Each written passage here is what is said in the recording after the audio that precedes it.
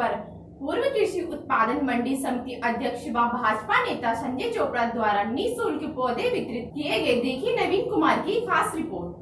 उत्तराखंड के हरियाली के पावन पर्व हरेला पर पूर्व कृषि उत्पादन मंडी समिति अध्यक्ष भाजपा नेता संजय चोपड़ा ने गोविंद भवन स्थित प्रांगण में सामाजिक दूरी के साथ हरेला पर्व पर निःशुल्क पौधे वितरित किए। हरेला पर्व को मनाते हुए गोविंद भवन प्रांगण में छोटी बागवानी बनाकर गमलों में पौधे रोपण भी किए गए। पौधे वितरित करते हुए उनके द्वारा संकल्पित किया गया कि पर्यावरण की रक्षा के लिए सदैव ही समर्पित रहकर वह कार्य करेंगे तथा पौधों का वृक्षारोपण कर देखभाल करने के साथ अन्य लोगों को भी वृक्षारोपण के साथ प्रेरित करेंगे।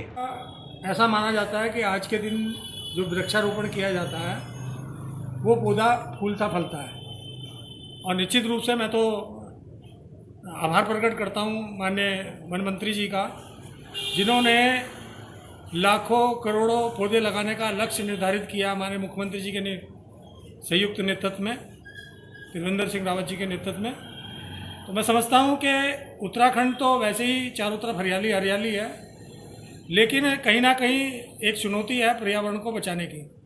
तो निश्चित रूप से मैं समझता हूँ कि पूरे उत्तराखंड के अंदर आज का जो पर्व है इसको हरियाली के रूप में मनाया जाता है और तमाम देवी देवताओं को प्रसन्न करके, क्योंकि अमूमन आपने देखा होगा कि हिंदू रीति के हिसाब से हमारे जितने भी वृक्ष हैं उसमें कहीं ना कहीं देवता निवास करते हैं। जैसे पीपल का पौधा अगर लगाया जाता है तो मैं समझता हूँ 33 करोड़ देवी देवता उसमें निवास करते हैं।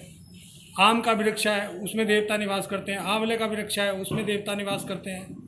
तो इसी प्रकार के नाना प्रकार के जितने भी पौधे हैं, वृक्ष हैं, उनको हमने देवताओं की उपाधि से हमेशा पूजा है, क्योंकि वो हमारी रक्षा करते हैं, हमारे प्राणों की रक्षा करते हैं और जो वायु है वायु को शुद्ध करके हमें नया जीवन देने का काम करते हैं। तो ये हरेला पर्व हमारे पर्वतीय लोग बड़े धूमधाम से आज के दिन मनाते हैं, लेकिन कोरोना संक्रमण की वजह से इसको सादगी के साथ मनाया जा रहा है। आपने देखा यहाँ भी तमाम हमारी छोटी सी बगियान है, इस बगियान को लगातार हम लोग सींचने का काम करते हैं। हमारे कुंवर सिंह जी मंडवाल हैं जो खास रुचि लेते हैं इन कार्यों को देखने की।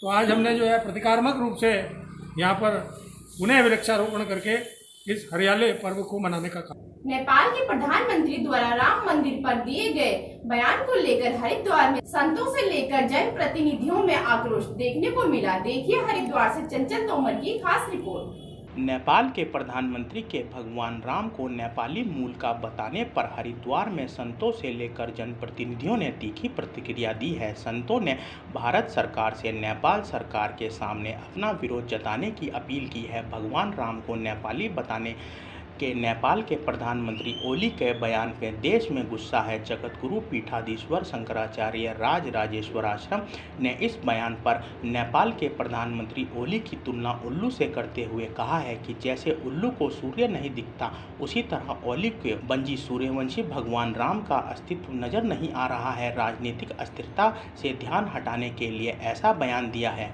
नेपाल के प्रधानमंत्री महान मूर्ख हैं। जैसे उल्लू को सूर्य दिखाई नहीं पड़ता, उसी प्रकार से उनको सूर्यवंशी भगवान श्री राम का अस्तित्व नहीं दिखाई पड़ रहा। भगवान श्री राम का जन्म भारत में हुआ, अयोध्या में हुआ, और वो अयोध्या भारत में है। ऐसे तो थाईलैंड में भी एक अयोध्या है, तो क्या भगवान राम का जन्म थाईलैंड में हुआ?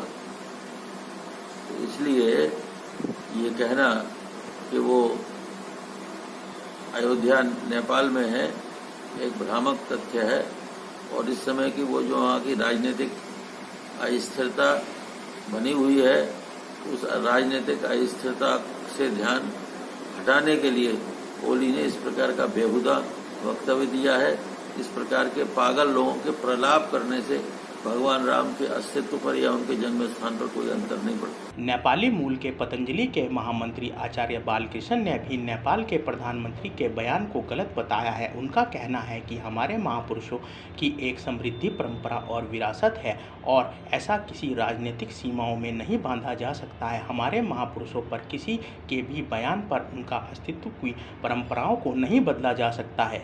जहाँ तक रही कि परंपराएं, इतिहास और अतीत, ये हमारी जो परंपराएं हैं, हमारी गौरव हैं, हमारे आदर्श हैं, चाहे वो महापुरुष हैं, चाहे उनसे जुड़ी हुई चीज़ें हैं।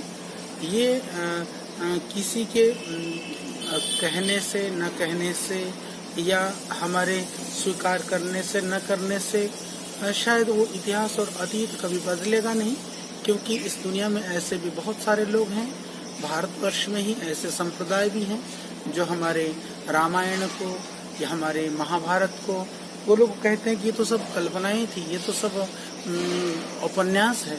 ऐसे लोग भी हैं। तो ये दुनिया में अलग अलग तरह के मान्यताएं, लोग अज्ञानता से, स्वार्थ से, किसी भी कारण से चीज़ें हो सकती हैं, परंतु जो इतिहास है, जो अतीत है, जो हमारे महापुरुष हैं, वो उन पर उससे किसी भी तरह की कोई आँच नहीं आ सकती। बताया कि आर्यावर्त की जो सीमाएं हैं वो अखंड आर्यावर्त के अंदर सभी ये क्षेत्र पहले से ही एक था और अभी भी मान लीजिए राजनीतिक सीमाएं अलग हैं, क्योंकि हमें महापुरुषों को राजनीतिक सीमाओं से नहीं अपितु हमें उनकी हमारी जो संस्कृति, हमारे मूल्य, आदर्श और परंपराओं की। वहीं इसको लेकर पूर्व मंडी समिति अध्यक्ष व भाजपा नेता संजय चोपड़ा ने भी इस बयान को लेकर कड़ा विरोध जताया है। समझता हूँ कि नेपाल के माननीय प्रधानमंत्री जी जिस प्रकार की बेतुकी बयानबाजी कर वो चाइना में अपना नंबर बनाने के चक्कर में लगे हुए हैं, मैं समझता हूँ कि हमेशा भारतीयों ने नेपाल की हमेशा मदद की है और पुरानी परंपरा रही है, यदि वहाँ सूरज है तो यहाँ चंदा है। क्योंकि आप देखेंगे केदारनाथ जी का नाता सीधा सीधा जो है पशुपतिनाथ से है। पशुपतिनाथ में भगवान शिव का मुख्य रूप है और यहाँ पर जो है दृढ़ रूप में है। तो इस प्रकार से हमने हमेशा नेपाल की पद्धति को अपनाने का काम किया है और वहाँ हमेशा हमारे हिंदू धर्म को ही अपनाया गया। तो मैं कहना चाहता हूँ कि इस प्रकार की बेतुकी बयानबाजी कर ध्यान भटकाना और चाइना के गुण गाना ये उन्हें शोभा नहीं देता। और मैं समझता हूँ कि देश की जनता से, उनको नेपाल की जनता से भी और इंडिया की जनता से भी माफ़ी मांगनी चाहिए। भगवान श्री राम का मंदिर, भव्य मंदिर अयोध्या में बनने जा रहा है। माननीय मोदी जी के सतत प्रयास से, हमारे योगी जी के प्रयास से और तमाम जो हमारे सामाजिक संगठन इस लड़ाई को लड़ रहे थे, उनके प्रयास से भगवान श्री राम वहाँ विराजमान होने वाले हैं।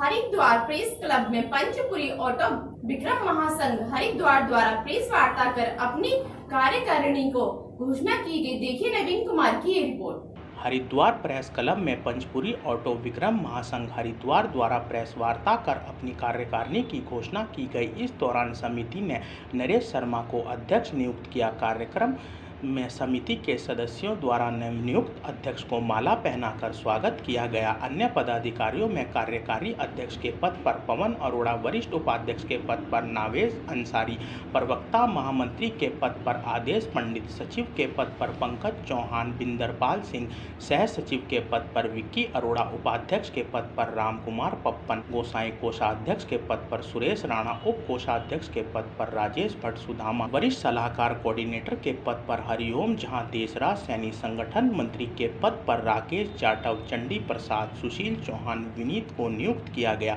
इसके अलावा कार्यकारिणी में 12 वरिष्ठ सदस्यों को भी नियुक्त किया गया है। वास्तव में बहुत बड़ी जिम्मेदारी है और चूँकि यहाँ लगभग 10,000 के आसपास फोटो हैं और वास्तव में जो लॉकडाउन की हमारी स्थिति रही है पिछले 4-5 महीनों से आप देख रहे हैं, वास्तव में लोगों को बहुत बड़ी मार पड़ी है।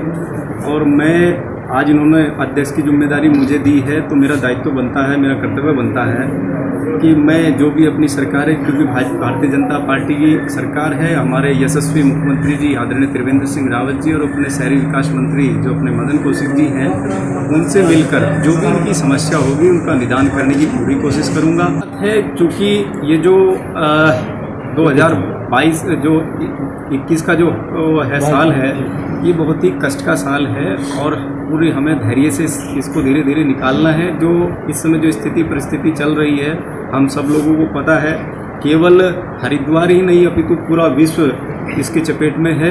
तो धीरे धीरे इस संकट से हम निकलेंगे और भारत और विश्व गुरु निश्चित रूप से बनेगा।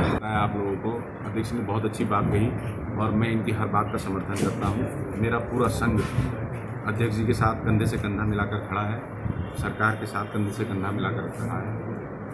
बाकी जैसा अध्यक्ष जी हमें आदेश दें, हम अध्यक्ष जी के साथ हर तरीके से 24 घंटे हम अध्यक्ष जी के साथ कंधे से कंधा मिलाकर चलेंगे और अपने जो चालक परिचालक हैं हमारे, उनकी समस्याओं का निजात जो है हमें अध्यक्ष जी दिलाएं।